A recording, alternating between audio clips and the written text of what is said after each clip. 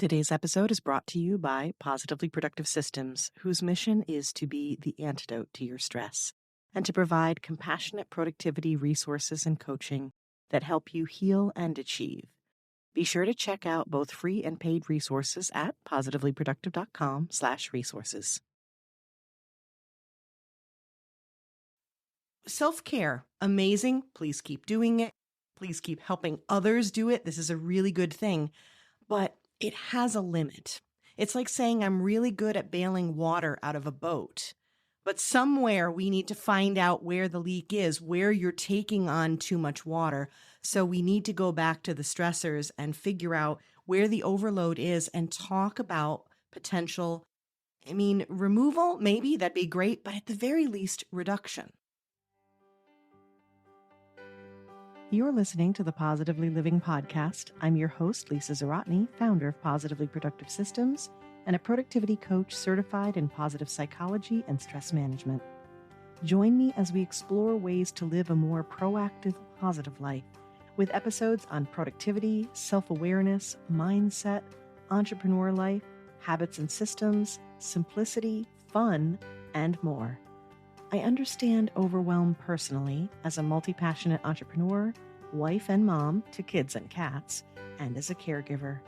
I'm here to help you choose what's right for you so you can do less, live more, and breathe easier. Sound good? Let's get to it. Welcome to the Positively Living Podcast. I'm your host, Lisa, and today's episode is a behind-the-scenes strategy call you won't want to miss, especially if you're feeling overwhelmed as a creative and caregiver. I'm coaching Janis Isaman, a multi-passionate entrepreneur, volunteer, and solo parent who's a caregiver for a special needs child. She's the founder of My Body Couture, a private movement studio specializing in trauma-sensitive practices for clients with chronic pain and movement limitations.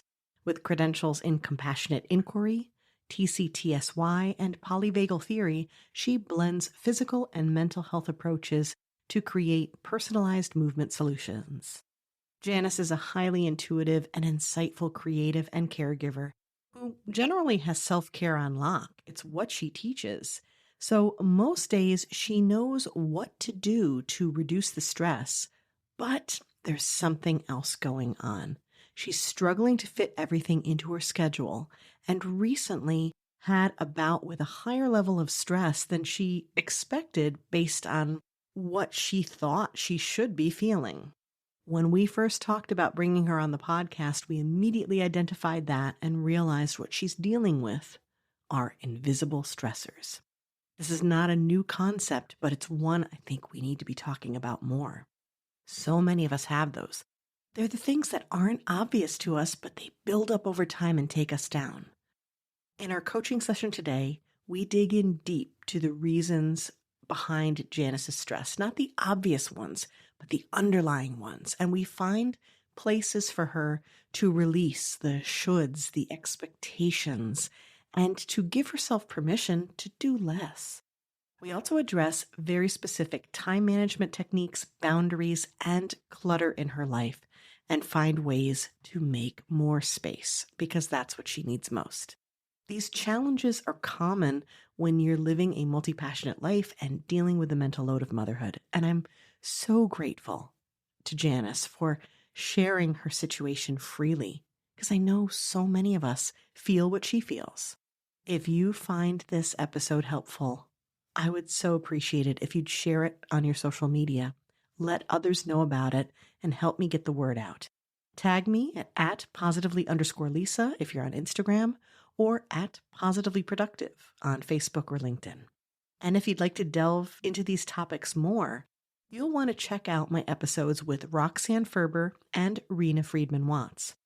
I had them both on the podcast twice, once for strategy calls, that's where we started, and then once again as guests. Roxanne talked about the mental load of parents, and Rena talked about living life as a multi-passionate mom.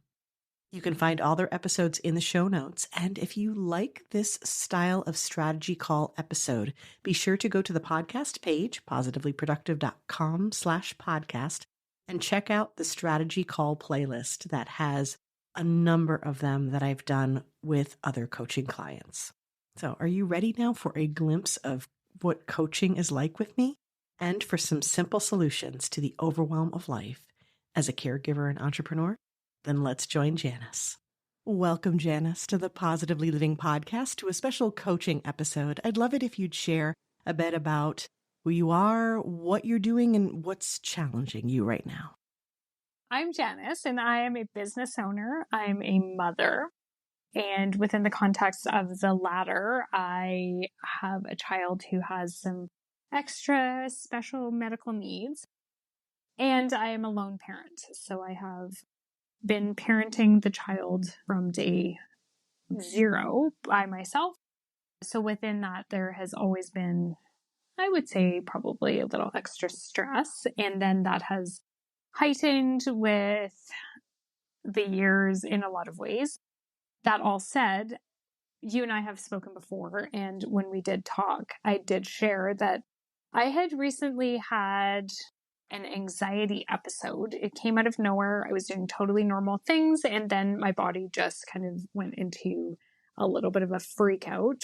And at that point, it was a bit of a wake-up call for me, which is how we connected in the first place, because I didn't think that I'm kind of running at peak stress. So to me, if you were to ask me, are you stressed out? I'd say, well, not really, compared to at sometimes in the last couple of years, which were pretty much at 100+% stress levels. So it was interesting to me that my body would kind of go into this at this time when I feel like there's a little bit less stress. And then what I started looking at is what in my life can really be pulled down in terms of stress. So it's a long pathway because what I just shared isn't something that happened overnight. It's not kind of a one-off moment. You know, I have a teenager, so we're tracking back all of those years, and there have been peaks and valleys, and well, not really too many valleys, but like lots of peaks and neutral moments. And then I will add within the context that my business is actually a health forward business. So I've done lots of therapy, lots of coaching. I professionally facilitate exercise and trauma sensitive movement for a living. So within that, I have a high skill set at lots of those kind of self-care pieces and really being dialed into my body. So take it away. Help me out. That was a fantastic introduction to this.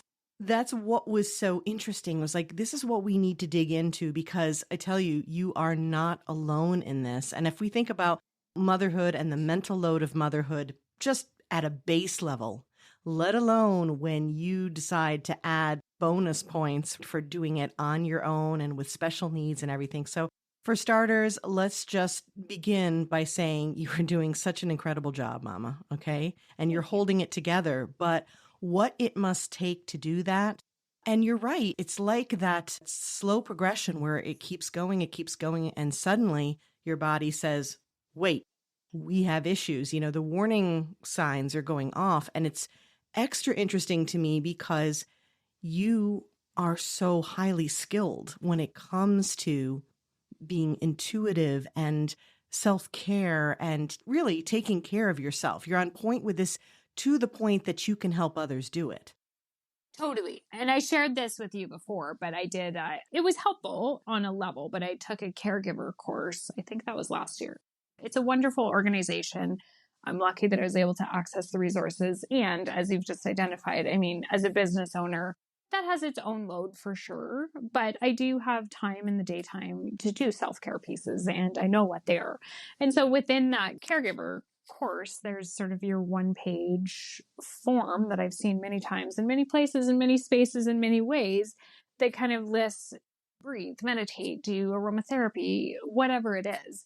You know, even the night I had my anxiety attack, I did call a health line and I spoke to a nurse who said, do therapy, make sure you're exercising. And I remember having the thought, like I did when I took the caregiver course, like, I'm not even going to touch that. You know, like at some point, I literally don't know another person who's done as much therapy as I have. And that's simply because I've taken all of this coursework. I've gone through the whole therapeutic process, because you can't finish these programs without doing all of this.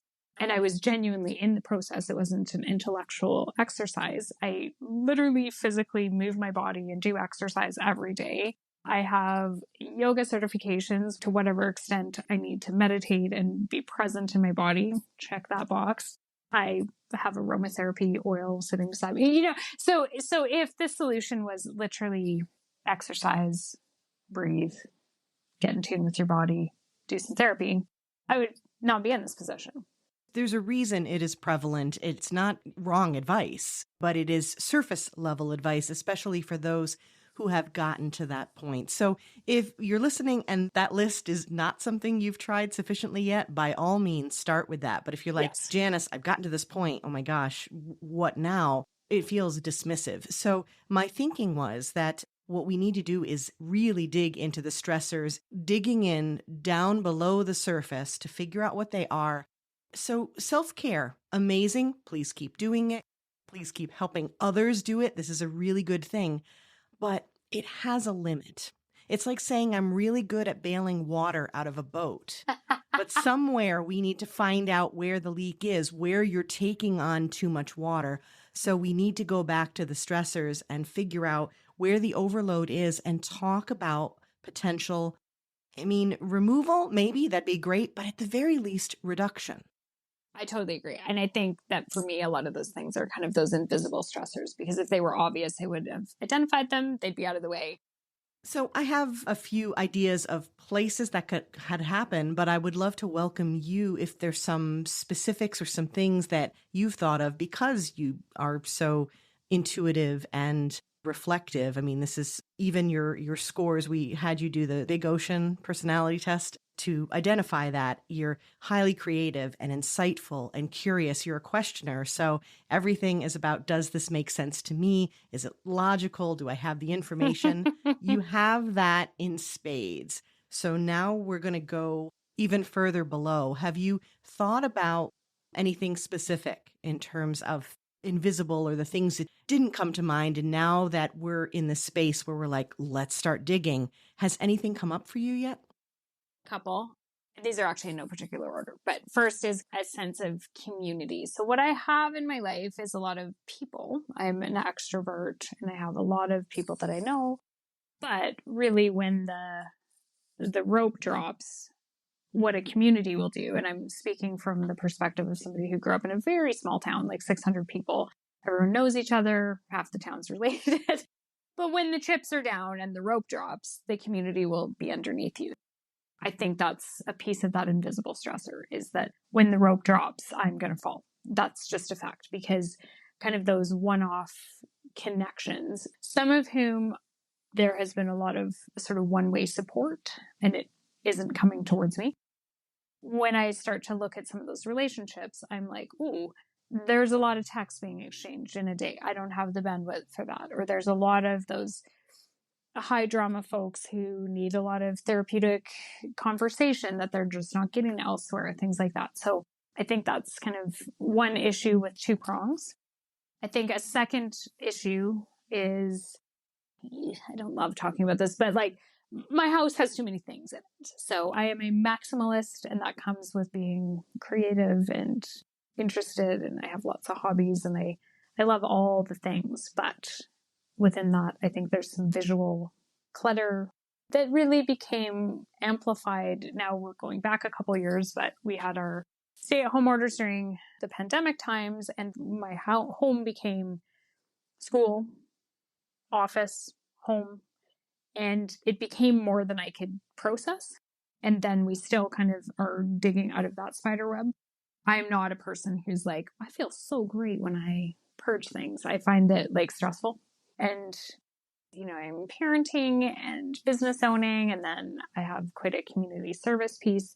I am involved in a lot of different organizations, and I think anybody with kids can actually relate to this. You suddenly have emails from school and emails from this organization, and emails from that organization, and forms for this and apps for that and ways to pay for this. And it's just like, oh my God, there's so many things, because every single organization that I do community service with has their own software or their own platform, and sign up for this and put that in your calendar. And then I've got the business, And then I know I'm not alone in this, but sometimes I'm like, okay, this is nuts. Like just to kind of check messages, open up this email box, open up that email box, open up this third email box, open up Facebook, open up Instagram, open up WhatsApp. I did condense a few of those, but it's just this kind of like constant dance of like, where am I? What do I have to do? What have I missed? And I was going to say, I don't want to quit all of the things I'm doing. Some of them I do want to quit. But that's actually part of the exploration is what of this is actually benefiting and serving me / how can I serve others / what am I obligated to do? And it's just an overwhelmed thing where before I know it, I've got 15 places to check and 43 apps that need to be still on my phone. And I don't want all of them, but I don't even know how to manage all of the places and spaces and sign up sheets and software and all of that stuff. We can definitely touch upon that. That may be a deeper place to dig in even future conversations, but I'll definitely touch the high points of this, of even like the first steps that you want to take, the first decisions that you want to make. So those 3 places are excellent to dig into today. And I'll share very quickly some of the thoughts that I had with this idea of those invisible stressors that can happen. The mental load of mom I mentioned, right? And I say this because studies and statistics prove to us that women nurturers, moms, really do tend to take on the brunt of it. And you're also in a position where it's both what you have to do because you've stepped up to do this, right? And then also because it's in your nature. And you made that point before about being a giver. So you would love to have a message that's like, I'm sorry, the giver you have reached has been disconnected, but that's not going to happen. And then that one-way thing that you talked about, we'll dig into that as well. That can happen when you are someone who is the researcher that you are, the intuitive that you are, having figured out a lot of things and wanting to be a helper. People are going to flock to you, and that's going to feel good, but it's also not going to solve some of the challenges that you have. So we have to find that balance, for want of a better word, of being able to give in ways that's satisfying to you, but also watch your bandwidth. That sounds completely accurate. And with that, I'll just mention very quickly that some of the notes that I made to potentially talk about is information overload, too much coming at you, and then that becomes pressure. So I think you really touched upon that in the third point that you made. I also wanted to address this idea of toxic positivity and mindset, societal pressure. You know, it's like where you need to be stepping up or you feel like you're expected to. And if you're able to really, truly emotionally express what's going on and be real. Yes, you are in therapy and that's incredible, but sometimes I still feel like as moms and nurturers, and especially in society and in community, we still have this feeling that we need to mask. Like we have to do this and we have to look like we like it.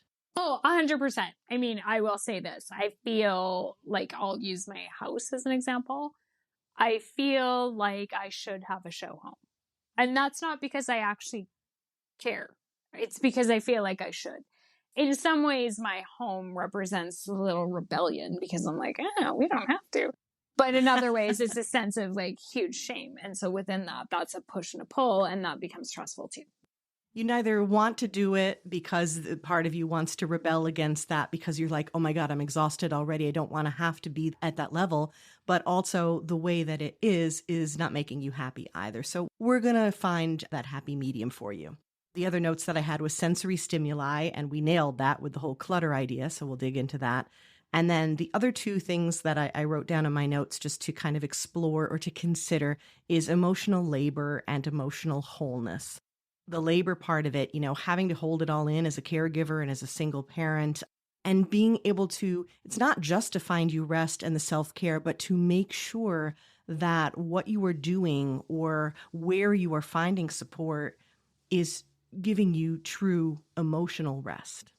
Yes. So I think that those were embedded definitely in the things that I mentioned. And then I think actually one of my responses is even in this self-care world, this might seem like a confusing thing to say, but I often find it takes support in a certain way to go get self-care.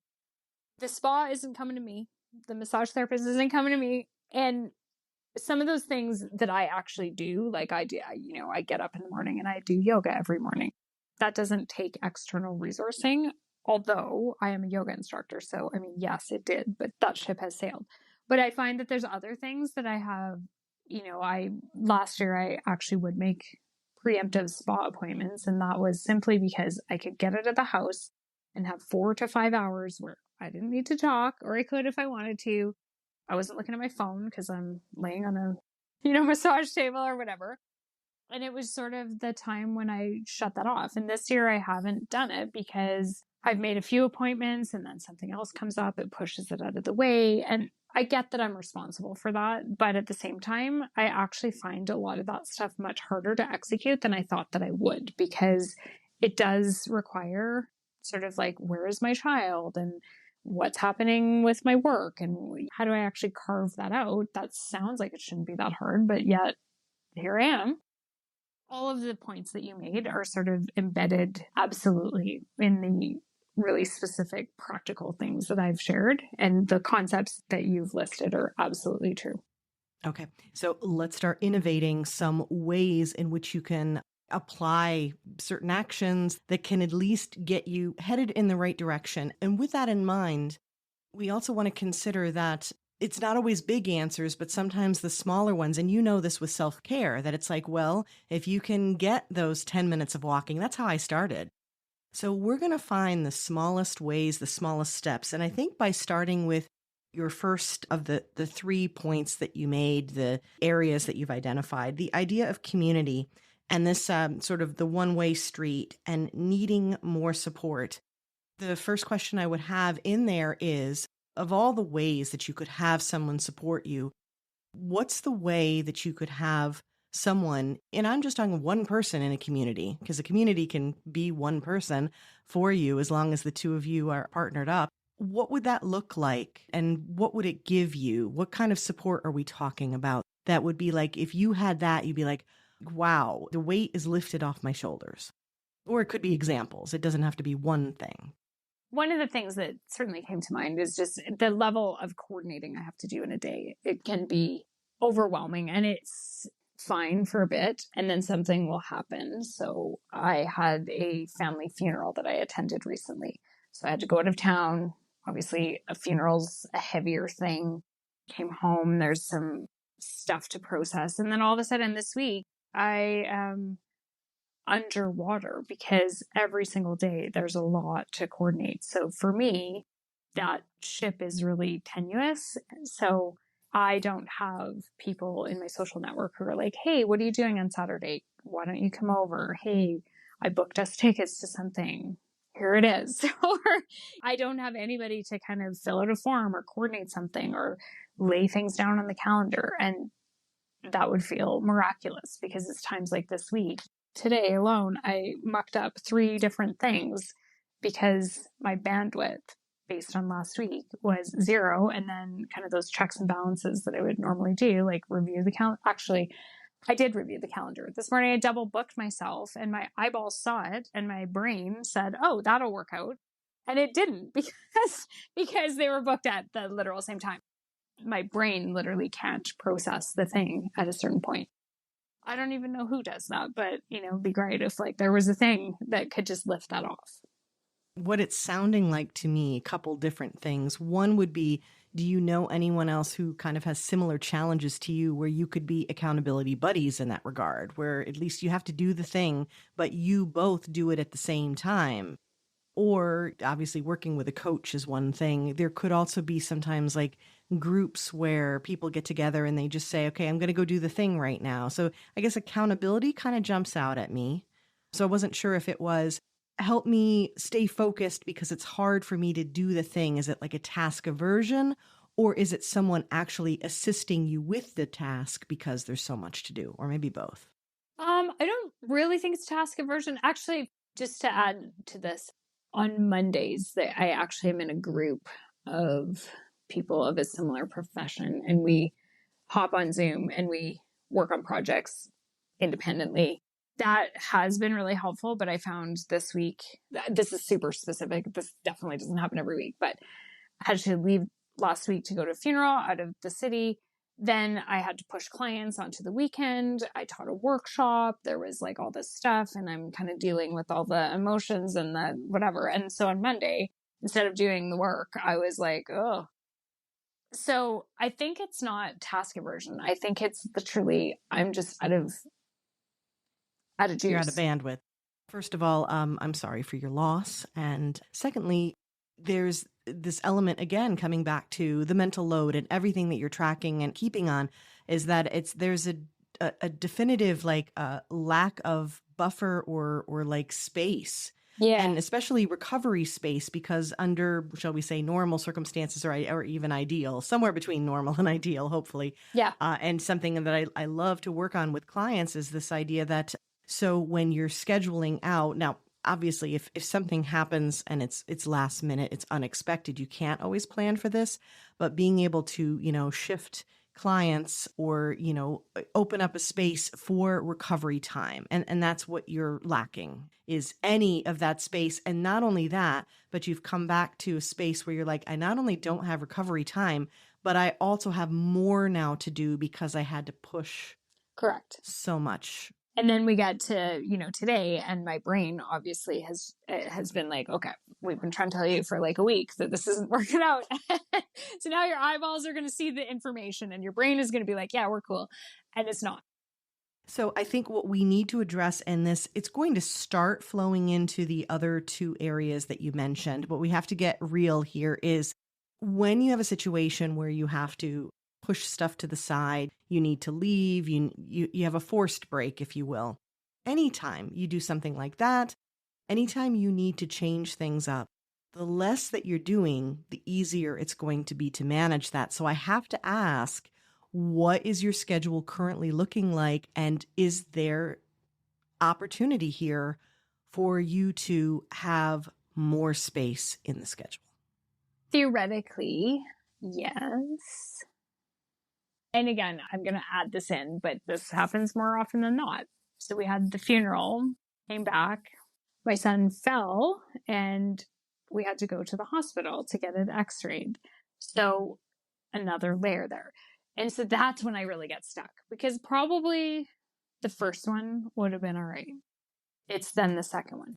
Theoretically, yes, because I'm not overloaded with clients in my business. And I've tried in the last couple of years to kind of get better at like, okay, if I'm working in the evening, we're going to take part of the day. But that's where I actually really get stuck, and why it's a great question, because, okay, we have some bandwidth, sure.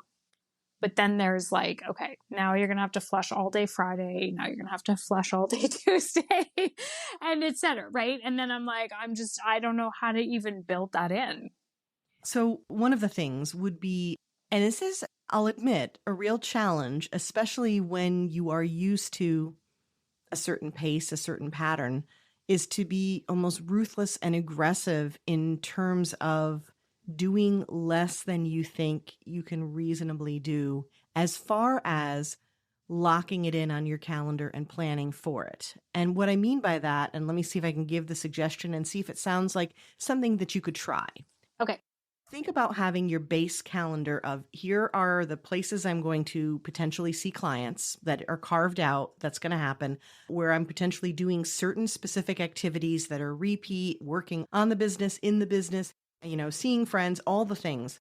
If you can reduce that to like the bare minimum that has a lot surrounding it, almost to the point where, and this is something you could try like next week when you look at your calendar or in the weeks to come, where you almost feel uncomfortable, like that's too little. Okay. And here's my suggestion. That creates a remarkable amount of wiggle room and space for the unexpected to happen. But when the unexpected doesn't happen, what you have ready to go, and this is what I love to work on with clients, is you have a set of different kinds of projects that are sort of one-off type things that you can then at the last minute insert in and be like, I wanted, I don't know, update my website, or I wanted to go through and I wanted to organize all those apps into like different categories on my phone, or random things like that, right? Or even just like the decluttering projects and things like that. That can be inserted in when you're like, okay, I didn't need that morning off because nothing's happening, or I didn't need all that space, but you can insert it in, but it's almost like an optional thing. Does that make sense when I describe it that way? Yep. I like the sounds of that. What'll be interesting is in like 2 weeks when I go to execute that, what shows up that just could leave and it's fine. That will be very interesting. Okay, so then that will be one action item, is to see if you can almost think of it as like a minimalist time management approach to your week with optional. So you want to have the non-negotiable as the bare minimum with the space, and then have a list of the things that you'd want to insert in there. Because it's that whole when I have the time. Well, now you are creating the space and time for that, and then you're going to insert it in and then prioritize accordingly. Nice. Okay. Now, jumping into the involvement in different organizations, I want to jump to that one because there are two things I kind of want to address in, what feels like such a short amount of time that we have. It's amazing how quickly this goes, but that's okay. Again, it's the first steps. You can't figure out everything and solve everything, but you can really get clear on what the actual problems are and the steps you can start to take. So with that, you have two things going on. One is lots of stuff going on and trying to filter through that and be like, how much do you really need to be involved in? And then how to organize what you do really need to be involved in. Yes. So I guess the first question is, in that group of, because I know exactly what you're talking about too, like the Remind app and and the emails and the, oh, wait, now we have a new app that we create. Great. I have like a trillion apps on my phone, and what do I even do? But the other point that you made was not just, okay, I have all these apps and places where I have to check for information. You're saying, how and when do I access that? So it's very important to have specific dedicated times to check these things, with one caveat. I put grouping, bandwidth, and prioritizing in my notes. And here's what I mean by that. Grouping is, okay, you have stuff that relates to your child, to school, to relates to caregiving and that sort of thing. Then you have stuff that relates to your business.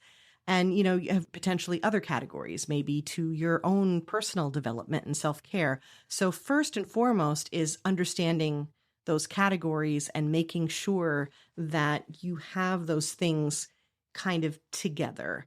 And that can be done not only like, let's say, apps on your phone, you can actually pull them together in their own folders or their own pages, but also too, you can discern them or distinguish them, if you will, by the email that you use, and creating separate and distinct. Now, again, I want to be careful because I don't want to make more work and more administrative function for you. But that being said, the one time that I tend to recommend to somebody to compartmentalize or create silos, for the most part, I'm like, don't create silos in your life. Everything's interconnected. But in this case, it sounds like it's too interconnected, and then it creates this web of clutter. And so you want to be able to distinguish them. Once you do that, then the next question is, what needs to be checked so often on an emergency basis, let's say? It's like, for example, I have my kids' phones coming through even when I put Do Not Disturb on. But nobody else gets through for Do Not Disturb. They have to wait. So I guess the question I would ask you, Janice, is, of all the things that you're involved in and you're getting information from, one, are there any where you can be like, I don't really need to get information from you, I can go to you later? And two, is there anything really in there that you absolutely have to be checking repeatedly? There's very few things that are ultra urgent. The only thing that I can think of is, and even then it's like a one-off urgency, is sometimes in my business. Earlier today, I had a client with an emergency. Their child was ill and they had to cancel. I mean, arguably the worst thing that would have happened is I would have not been in the right place at the right time. But 99% of times, my work email is not urgent whatsoever. And actually, some of the community stuff is more urgent because they post things that are like first come, first serve. Action now is better. Work things, no. Like if I checked that once a day, 99% of the time, it would be completely fine. And then that comes into, when is that once a day? Right?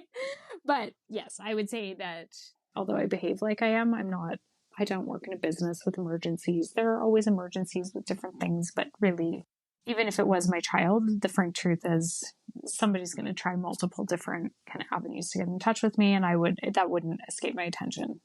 And that was another point that I was going to make, is that if there is something within all of this, it's actually a really good idea to find a way to give people like an alternate way. And this sounds very obvious, and it usually is when it comes to our kids. It'd be like, you have my cell phone, use that, you call me if there's an actual emergency.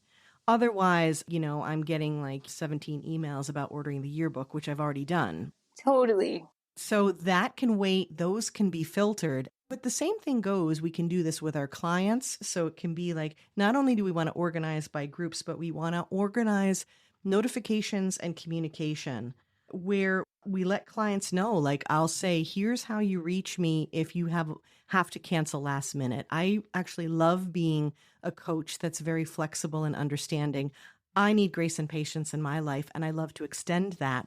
But I do ask that it's like you don't randomly Facebook message me or something like that. It's like, here's how you reach me in this case. That was a change I actually made in the last 6 months. Before that, people were kind of accessing, as many business owners can relate to, especially if you're in service. It might be on Facebook Messenger, it might be on Instagram. And then sometimes I would see a message and then have to be like, where was that? And then try to find it. So I channeled everybody to my business email, which at least means that there's kind of that one place. So I did see the message, and that particular person asked me a question and I answered it. But quite often now, if a client cancels or communicates something like that, I don't actually feel pulled to answer them, because when it was text, it would then turn into a conversation. And now I'm just like, okay, they've canceled the session. So when I'm doing my rebookings every Friday, I will just reach out to them again and book them.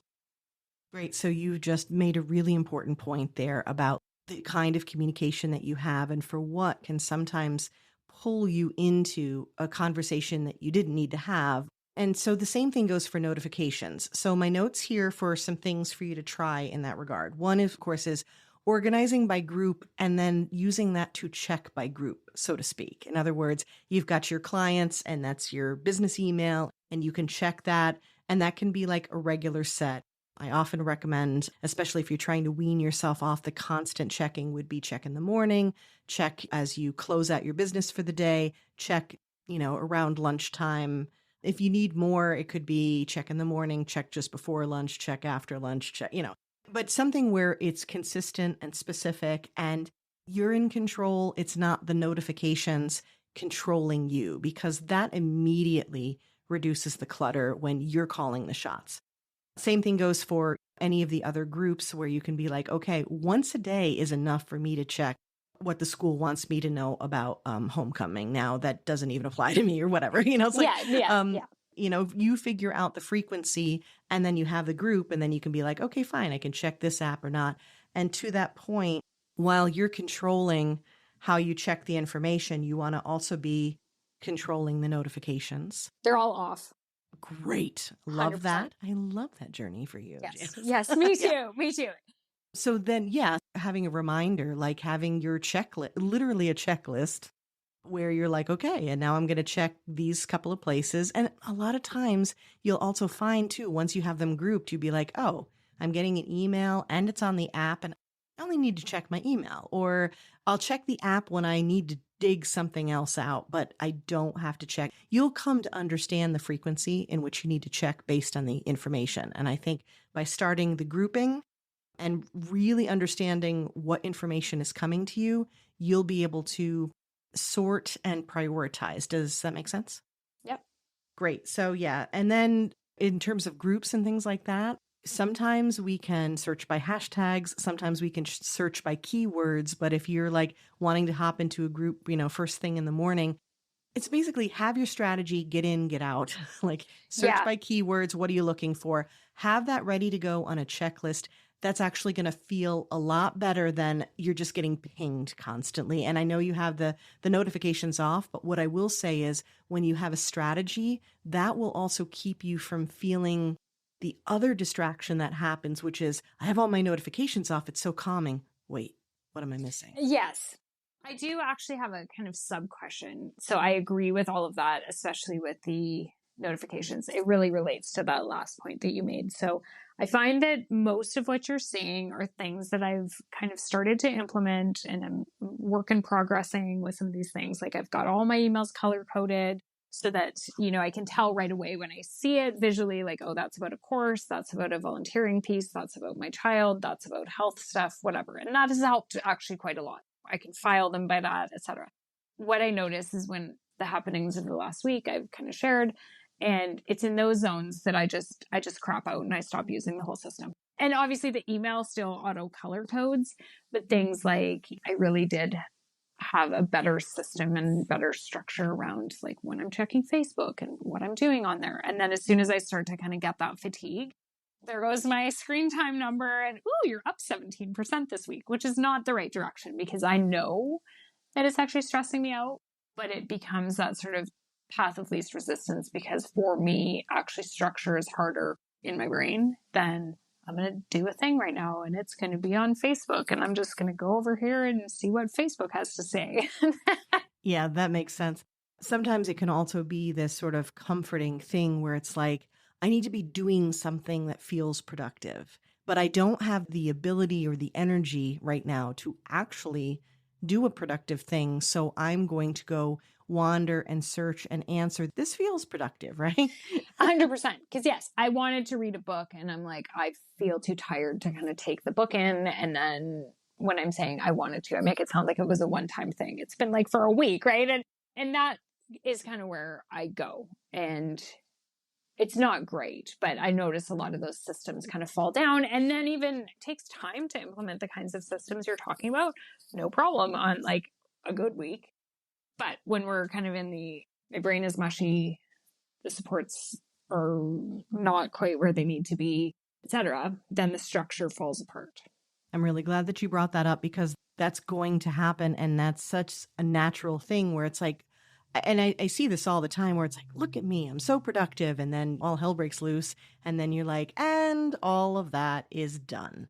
So one of the things that I want to suggest as maybe like a first step in helping the situation is, and this is a very personal kind of, it's almost like a forgiving kind of thing, is to have a range of what these checks would be like, because when you said most of this is not that urgent, if it's a day that's like crazy pants, you just can't even, literally cannot even, go ahead and give yourself permission to be like, I'm not checking that group today. And also give yourself permission to miss out on an opportunity, to not let the FOMO get to you where you're like, I got to be on Facebook because I'm going to miss something. Not that I even have the energy to do anything with it, even if I saw it, but that's not the point. Give yourself permission to say, I have to have faith in the universe that opportunity will come back to me when I'm ready. Because right now I'm not. I need a nap and I need a snack. Maybe that's me right now, but I mean, you know what I mean? Yeah. It's like, give yourself permission to, because sometimes we have to do the bare minimum. I want you to think, even with like doing something like checking messages, any of this, anything that we're talking about, there's levels. And sometimes it's like, when we run out of power and we use the generator, we don't do the entire house. We do the fridge and we do the stove so we can cook something. Again, me with the food. We do the bare minimum. It's give yourself permission what that would be like. Maybe it's, I don't need to check the school updates today. That can wait. I will check my business email real quick and maybe I'll just do it during lunch or whatever that looks like. So that would be my suggestion. It's wonderful that you acknowledged that this is what you're doing. And sometimes we have to go wander and watch cats on Instagram. And that would be me. Sometimes we have to do that, but set yourself a timer. Keep it at a limit, like do it because sometimes your brain just needs a break, but also catch yourself and then be like, okay, remember, I don't have to check everything. I have to check this one thing and then I'm done. It's good enough. Okay. I do love that. I don't watch TV, but it has that quality to it where it's like, you just want to sit and let your brain be filled with a thing without having to exert, which is awesome. But I love that there's kind of limits or ways to work with that. And you can even do it in that order as kind of a reward, because I've been known to do that. I'm like, what's the bare minimum? What is my, this is a generator kind of day. You know what I mean? Okay, let me do this real quick, and it's going to take me 5 minutes or less. And then I'm going to go set a timer and just like veg out to reels or whatever, something like that. But give yourself that permission to reduce. Okay, I love that. As we're wrapping up, I want to address the clutter thing. This is going to be an ongoing conversation, but I have tons of resources about this. We talked about clutter already. Clutter in your calendar, clutter in like the notification, not even the notifications because you've shut them off, but clutter in the, oh, what am I missing? The FOMO, the I better check. We've definitely addressed that. That's important. Now, the visual clutter, the clutter of the stuff, just tell me quickly, when you say you're a maximalist, which I absolutely love, if you could give me in just a very short description, what's driving that? What has been the appeal of that, Janis? I think two things. One is I love being able to look at every corner and be like, oh, there's a pretty thing. There's something beautiful. And then two, I literally grew up on a farm where we had to drive 4 hours to a city. And so there's a thing in me that's like, I need to always be prepared. So if you go into my bathroom, like, if they have Advil on a great sale, I'm a person I'm like, ooh, I don't know if I should buy one. I should totally buy 4. I'm totally intellectually aware that that's a thing that I don't need to do anymore. I live in the literal middle of a city. I don't need to do it, but I still do it. I did it the other day. It's in you. It's such an important point to realize is that we have these, we get generationally, we've been taught certain things. I had older parents, and I know that I still carry with me aspects of like how you would purchase and keep things based on the Depression. I'm not living in a time when that needs to be a connection, but it very much is. So with that in mind, 2 things you want to do is to actually catch yourself in that moment, right? And say, I want to have 2, but I know that I can get the second one. And maybe do something like, I'm going to put it on a list that a month from now, I will pick up another one. Like give yourself almost like a delayed gratification to say, I don't need it yet. So that's keeping it from coming in. So that's important. Yeah. Now, the second part of this, you mentioned that going through and decluttering and choosing and selecting those decisions, that feels like a lot. Is it all the decisions, or is there something else going on? Certainly in the last couple of years, I kind of have stopped. I mean, I did overpurchase something the other day because it was on sale, and I'm like, oh, we must have this. But generally speaking, I really haven't been. I kind of stopped what is coming in. But now I have lots of useful things. So there's lots of like, I have too much laundry soap for the space. I have too many rolls of toilet paper, but like, I'm not going to throw those out. And so then that's where, because if you walk into my bathroom, just sort of like on the right hand side, it's just like a little bit of an overstock of there's too many shampoos and there's too much laundry detergent. But that's actually the case kind of everywhere. Most of it, actually, other than there is a process to be done with my child's things that they're not interested in or that they've outgrown. But much of it is actually, I have too many things in the kitchen. There's too much food, but it's all consumable stuff. And that's what makes it hard to get rid of, right? Because I'm not going to be like, okay, let me get a garbage bag and throw out the toilet paper that I'm going to have to go rebuy. Absolutely. Decluttering isn't always about getting rid of stuff, but it's about where do you have what? How do you access it? What are you doing with it? And how does it affect the space that you're in, right? A lot of times too, there's a process of, okay, I want to get to having that optimum amount because I live in the city and I can get the right amount, but right now I have an overstock. Been there, done that. So the first question I have is, do you have another space for any other space in your home where you could dedicate overstock? I don't, because we live in an apartment, which is part of the thing too, because it's not a huge space. And I mean, thankfully, because I at some point probably would have overstocked even more than I have. But the problem with it is in apartments, you don't have bandwidth to hide things. They build these for temporary living spaces until you get a house. And so there's not a lot of storage closets. There's a really crappy one at the front door. Each of the bedrooms has a super small one. There is actually not even a cupboard in the bathroom. So then everything is kind of visually out. So that's a long answer to say no. It is what it is. All right, fair enough. So one of the things that I would explore with you with more time given, or if I were doing virtual organizing with you, which I do, would be to kind of look at the actual space that you have, because there may be kind of like creating your own storage. And what I mean by that is sometimes having an area or creating a table where then you stick a plastic bin underneath it and you put a tablecloth over it. And what I mean by that is not for it to be permanently that way, but for it to temporarily house overstock that you have specifically inventoried, so that you not only have these pantry items, but you have them labeled where you're like, and I will literally go through with a Sharpie on the canned items or something and be like 1 of 5. 2 of 5, right? Like that. So Yeah. labeling these things so that you have overstock in this other area. Now, you don't have a supply closet necessarily to do that, but you can get creative with bins or even something flat if there's any chance of something under the bed or, things like that. And again, it's not forever, but it can temporarily help open up some of the real estate and give you the space to use the one shampoo, but know that you have 4 more and you'll dwindle it down over time. Interesting. Okay. And I will send you follow-up notes to this. So I will make a note of that suggestion. So you can consider, like, even if you could do that just for the bathroom stuff or just for one area where maybe you feel it the most when you go in to live in that space. Well, I think the bathroom and the kitchen are those 2 areas, and it would be really like the bathroom is a smaller project, so that might be a good place to kind of start because it feels a bit less overwhelming to try to do that. And I think that would feel good to just be like, okay, I have 4 shampoos or whatever it is, and 22 rolls of toilet paper. So first of all, that would help me know that that is all consumable stuff at some point that will run out. And also, then the next time I'm in the store and see like a raging sale on shampoo, I know that I have 5. Don't buy it. And there's some very creative ways where you can keep an inventory list, even in the space where you're at. You can have a beautiful picture frame with something up in your bathroom, and on the back side of it, you can have an ongoing inventory list of how much toilet paper and shampoo that you have and toothpaste. Which actually might take, and again, I have really reduced the kind of purchasing and intake, but it might keep my farm brain cooled down.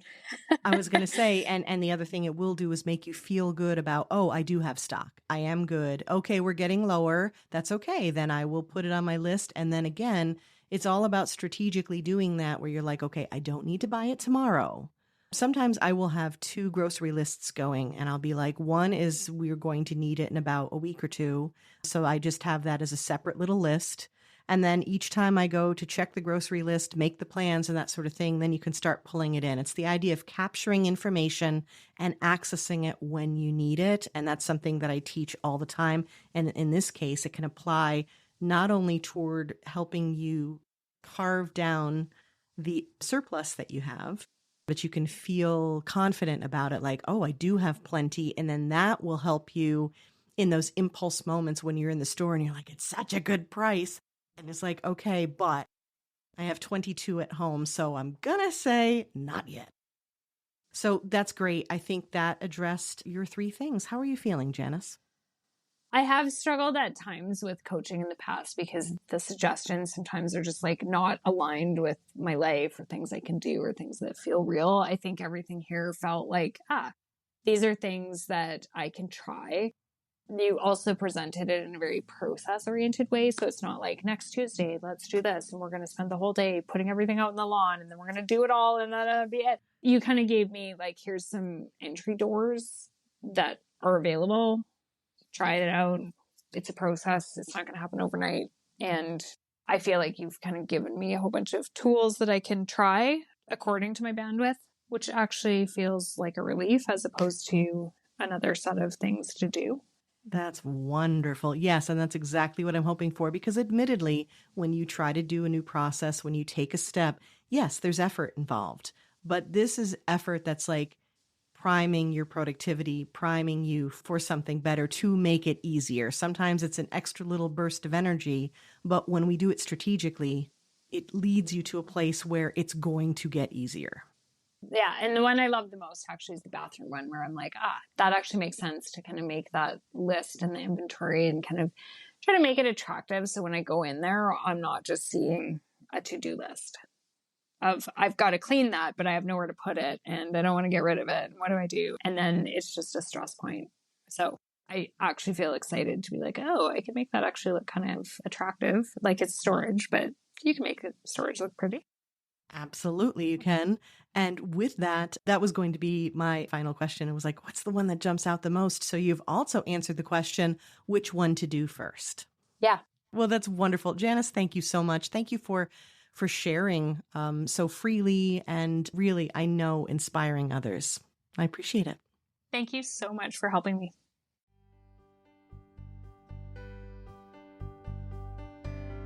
Thank you for joining me today. Your time is precious and limited, and I'm honored you chose to spend it with me. If you have feedback, questions, or want to schedule a chat, head to positivelyproductive.com/connect. And if you are looking for any of the resources referenced on the podcast, from books to products to training and more, go to positivelyproductive.com/resources.